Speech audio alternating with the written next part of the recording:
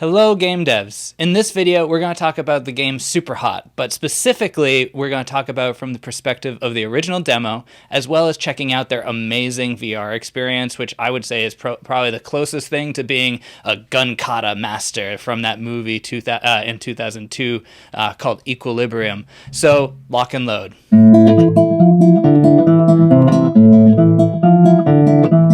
SUPERHOT is one of those games that does everything right. The demo specifically gives you a few levels. Each one builds upon the last in both difficulty as well as what you're doing and the complexity of the challenges. And it asks you to take your time.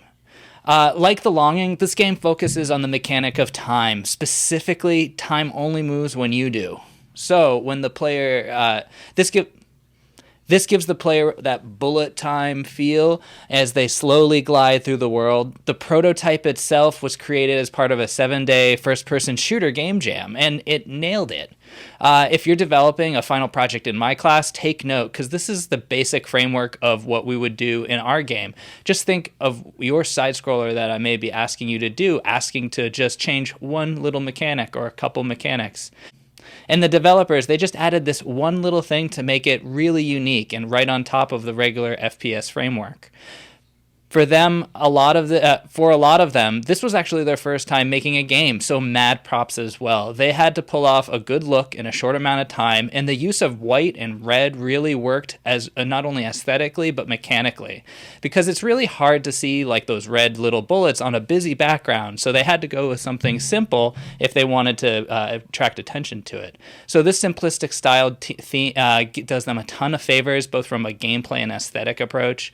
This use of bloom and like high intensity light, as well as that white color, is also in stark contrast with many FPS shooters who, they kind of use tan and camo a lot.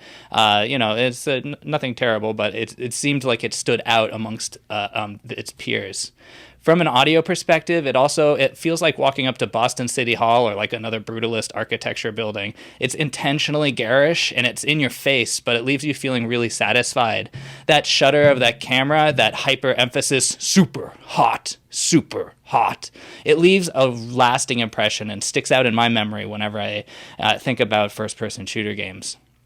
I'm also going to mention this in this review, a brief note about SUPERHOT VR, which really rocked my socks off.